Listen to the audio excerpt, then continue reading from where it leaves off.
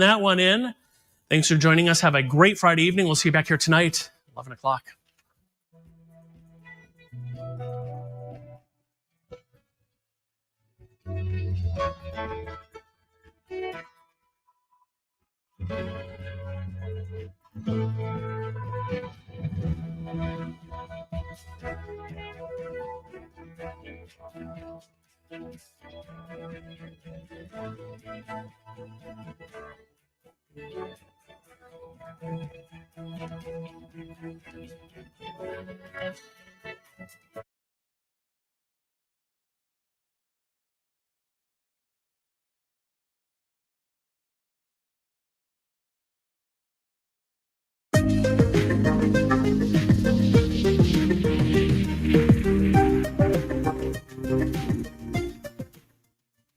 Welcome to UpNorthLive Unscripted. Happy Friday. Taking a look really at this weather for the week. You know, I have to say it was a nice day today outside. In fact, some areas saw sunshine, but there could be some changes going into the weekend, especially a lot of wind, which, Joe, you mentioned like 30-mile-an-hour winds in some areas? Yeah, starting tomorrow afternoon, and then also on Sunday, too. So we have the wind to deal with. It's not going to be anything you've never seen before, but a little breezy. And then also on top of that, we have a little bit of rain coming in on tomorrow. Not going to rain a lot, but a little bit during the day as a cold front passes. And then for good measure, Melissa, it is, fall. Well, a little snow too. Hey, we got it all, right? That'll be later in the weekend. Yeah, perhaps. So we'll talk about all that. We'll take a look at the weekend forecast and a lot more going into next week coming up a little later. All right. Sounds good. Thanks, Joe. Well, in other news today, a coordinated search effort took place in Cadillac as volunteers continue looking for Rebecca K. Park, who's been missing since November 3rd. The community gathered earlier this morning to cover a large stretch of wooded land just west of town.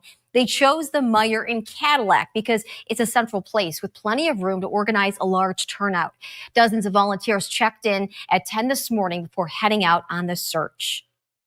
After gathering at Meijer, the search party caravanned to West 26 Road and South 21.5 Road, an area organizers believe needed another thorough sweep. This is awesome. We have a great community, and it's great to see a community to come together when somebody is in trouble and needs help. So I am a mother, I'm a grandmother, and when somebody needs help, I just have a big heart. Volunteers lined up an arm's length apart, working in a tight formation to make sure no patch of ground went unchecked. Off-road vehicles and a search dog helped widen the grid, giving crews more reach through the wooded terrain. Also joining the search was the Clandestine Investigative Authority, a professional search group out of Clare County. I noticed that Rebecca was a foster child. I myself was a foster child of 16 years, and I know what it's like to find a family that actually cares for you, even a group of friends, and to have that person ripped from you, it really tears at my heart. I want to bring closure to her and her family. The Wexford County Sheriff's Office did not join the search today, but told us they have already conducted a thorough search in the areas where Rebecca was last seen. Organizers say determination, teamwork, and hope continue to drive these searches, no matter how long they take. That was UpNorthLive's Tony Lundy reporting. Organizers say that more searches could be planned depending on what volunteers were able to cover today. But of course, anyone with any information about Rebecca Park is urged to contact the Wexford County Sheriff's Office. Happening tomorrow, opening day of firearm deer season officially getting underway. The Department of Natural Resources is keeping tabs on the number of hunters heading out to the woods. Meteorologist Ethan Foreman spoke with a wildlife biologist on the changing hunting trends, including some decreases in the number of hunters. So the last 25 years, we've seen a decrease in the total number of firearm deer hunters and deer hunters in general in the state of Michigan. That's not just a trend in the state of Michigan, that's a trend all across the U.S. Vernon Richardson, a wildlife biologist with the Department of Natural Resources in Cadillac, says the decrease is generational. As the baby boomers are aging, and some of them aren't hunting anymore, and in the next 10 years, a lot more of them will not be hunting anymore.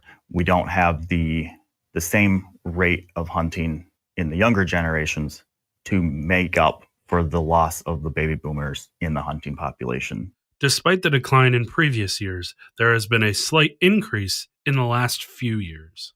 There are more people who have bought a deer license to date this year than to the same date last year. And last year was up slightly from the year previous.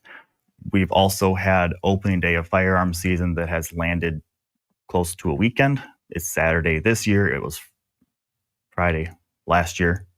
Richardson says deer hunting impacts the economy. People spend money when they go deer hunting. Decreasing participation certainly will decrease the amount of money being spent in local communities.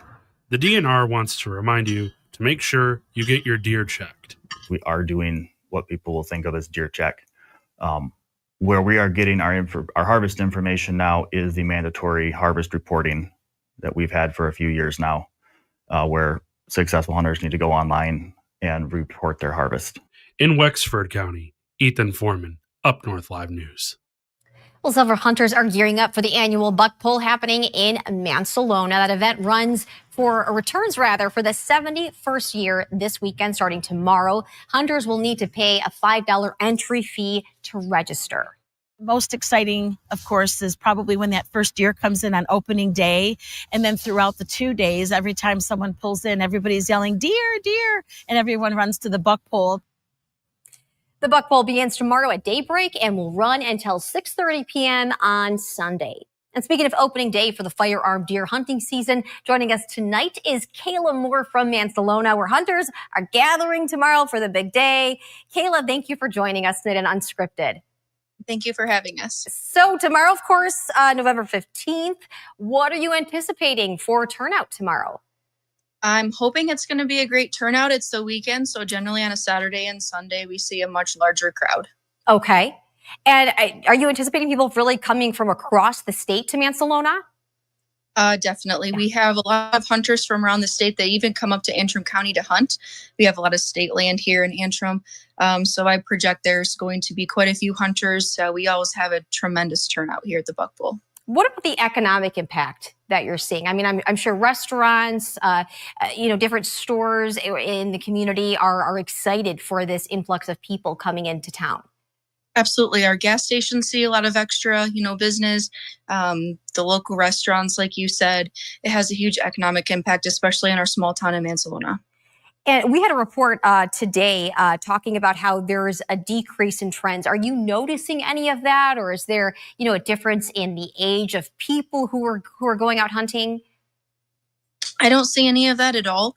Actually, one of the things about the buck poll is a lot of our volunteers and a lot of the hunters that have been coming up here for generations, they're obviously getting older, and now their children, their grandchildren are coming up to celebrate the festival just as much. So I can't say that I've actually seen that trend. Do you have any safety tips that you'd like to pass along to people for tomorrow? Make sure you wear your orange, and I always say be a good neighbor. Obviously this is an exciting time for the year, and sometimes things happen, and just be a good neighbor, be a good friend, and help each other out. And really, as soon as the sun comes up, that's when everything starts.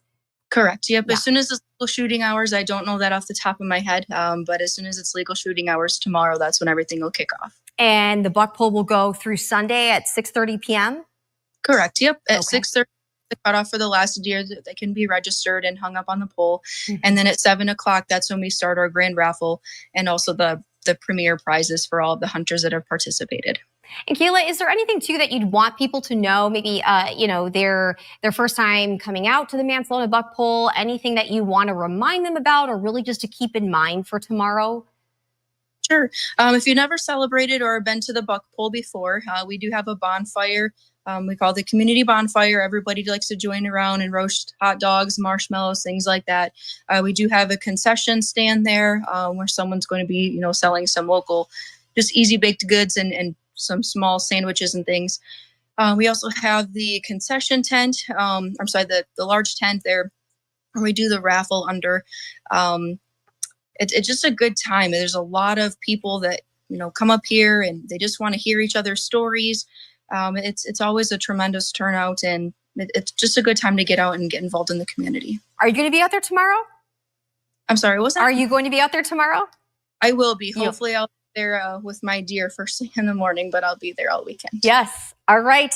Well, Kayla, we appreciate it. Thanks for tuning in tonight and for answering all of our questions about the mantle and a buck poll starting, of course, tomorrow, November 15th. Thanks, Kayla. Thank you.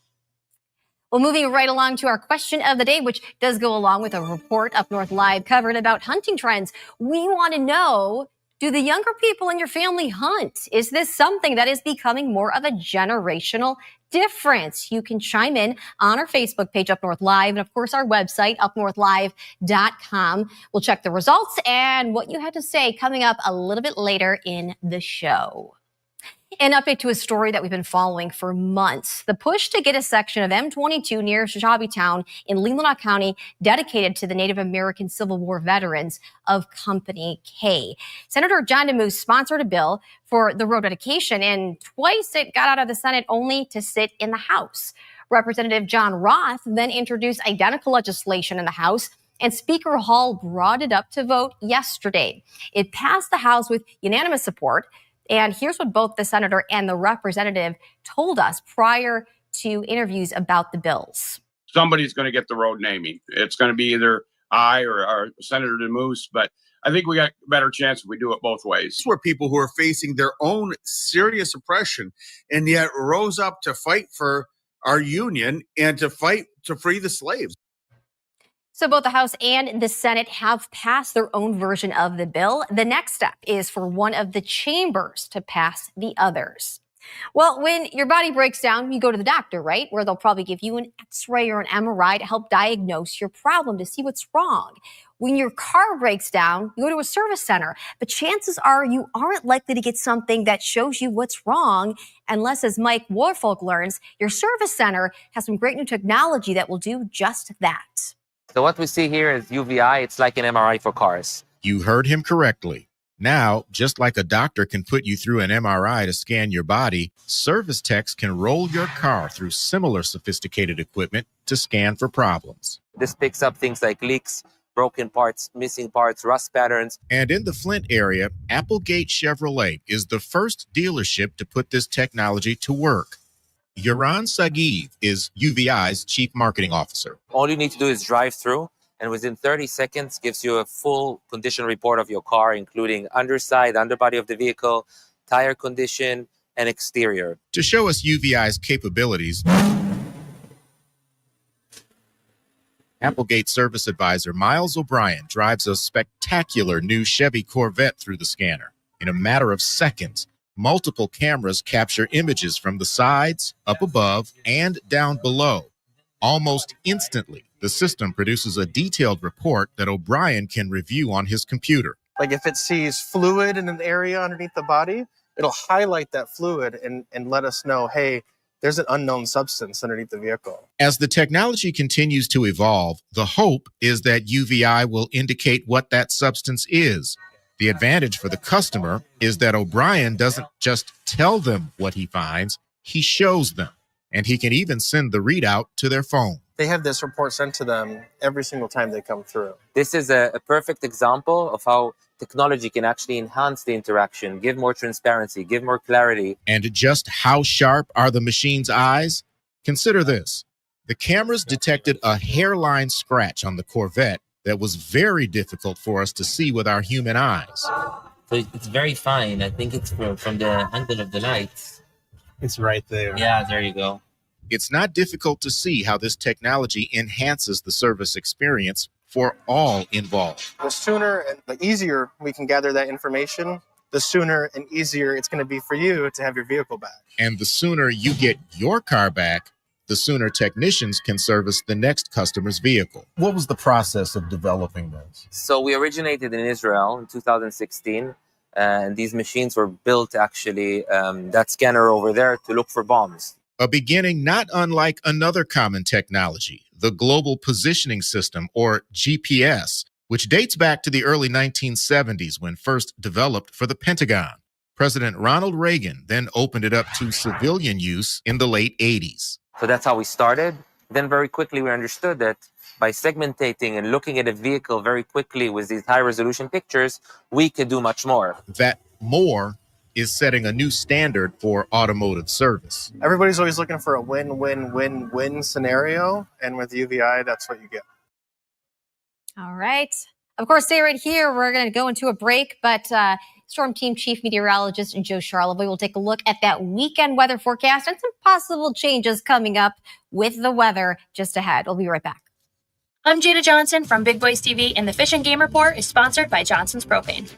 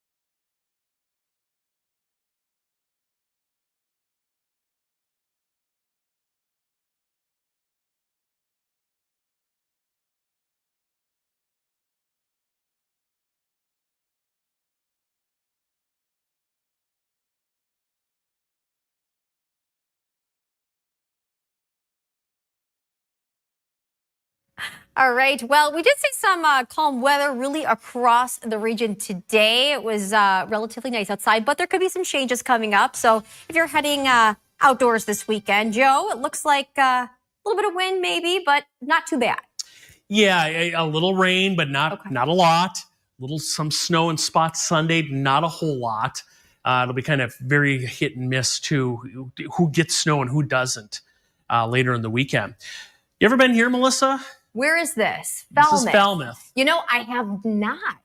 Nope, this is the Clam River Dam Park there in Missaukee County. We had our UpNorthLive Skyview drone there today, so we got a nice view of that Clam River. And then I believe the Clam River flows from there all the way down into the Muskegon River. But nice shot, Dan, our drone operator, capturing that a little earlier today on what was a nice Friday. All right, let's look ahead here. 3 big things, kind of an up and down weekend on tap. You're going to wake up tomorrow morning. It'll be in the 50s for most spots. It's going to be warm. But then tomorrow afternoon, temperatures will really start to drop as a cold front works its way through here. And that could kick up some lake effect snow at times, mainly north and east of Gaylord on Sunday. We also, Melissa kind of alluded to this, a windy weekend coming up, especially tomorrow afternoon. The wind will turn out of the northwest, also Sunday. And no real storms on the horizon, big storms or anything like that, and not much snow either overall. over the next week. There's our satellite picture tonight. No rain anywhere nearby. It's dry. We have some high and mid-level clouds encompassing much of the state tonight. But we're not going to get much rain until tomorrow. And even then, not a whole lot. So cloudy in the morning. You can see this is just ahead of as a cold front. Let me slow down here. This is just ahead of a cold front as it arrives. There you go, Melissa. Yeah. There it is. There's our front right there. This is around noon. So you'll feel the change in wind direction tomorrow. A little bit of rain. It's not going to be a lot, but some rain. And then late day, some sunshine as the front passes by. Then watch what happens. Cold air works over Lake Superior and Lake Michigan. Later Saturday night, you see the clock up there, lake effect snow starts to kick in right there.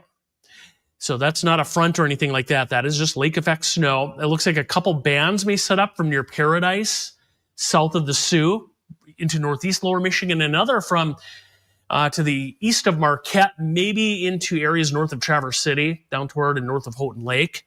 That would be during the day Sunday. If you're wondering, well, how much snow? Not a whole lot.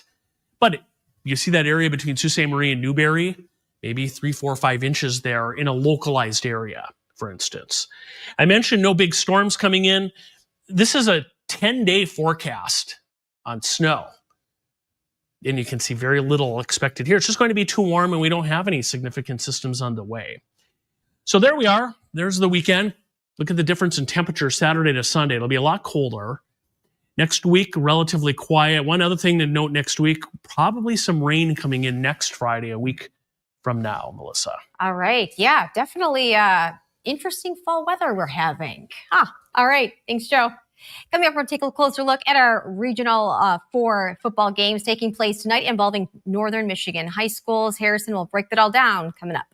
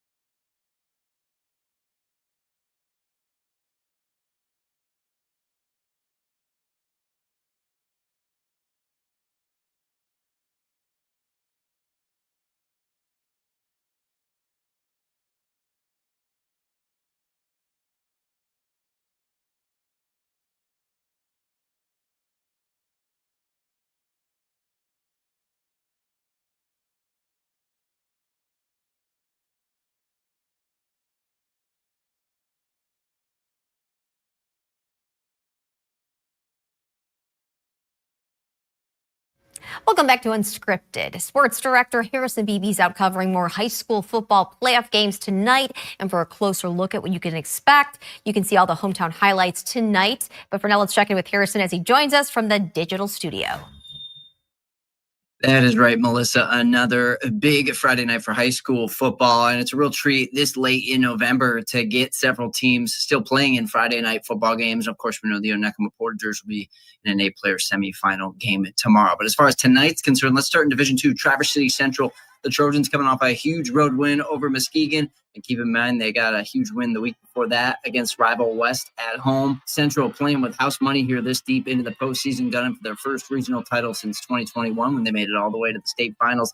They've drawn Portage Central tonight, so it's a battle of Central versus Central. Only one can get to the state semifinals, though. We'll find out when we get highlights of those two at 11. Division 4 now, Big Rapids looking pretty productive as the Cardinals hoping to bring home their first regional title in over 20 years. They've got a tough to-do going up against Hudsonville Unity Christian, kind of a powerhouse for Division 4 down in the Grand Rapids area. But the Cardinals have won 2 impressive road games so far this postseason at Ludington and at Escanaba. Could they pull off a third tonight? We'll find out.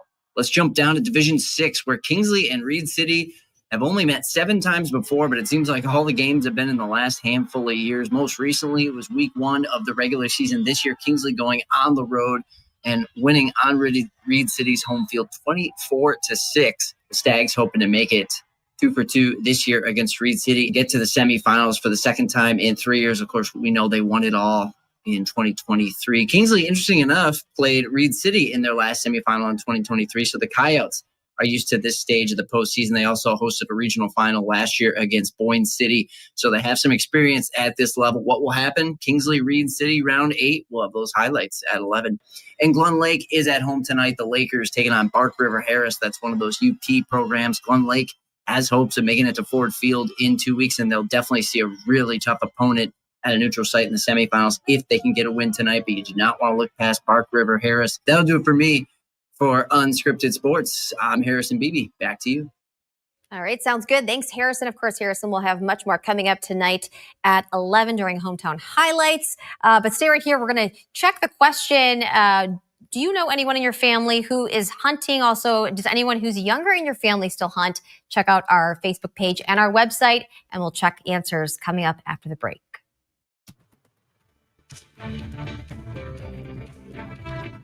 Salon services are furnished by Epiphany Advanced Academy in East Acme.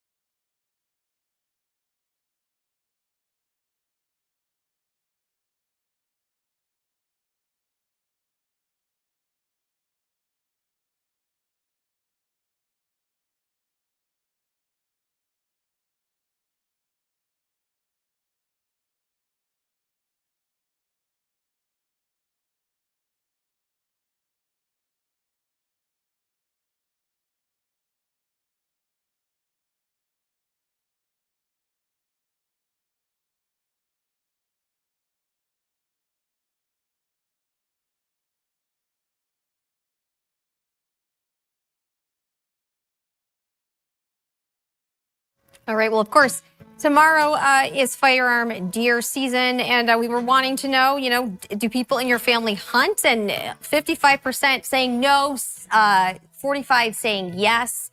But still check out our Facebook page and our website, UpNorthLive.com. You can still answer that question. And of course, thanks for making Up North Live Unscripted your choice for news tonight. You can join us later for Up North Live News at 11. We'll see you then.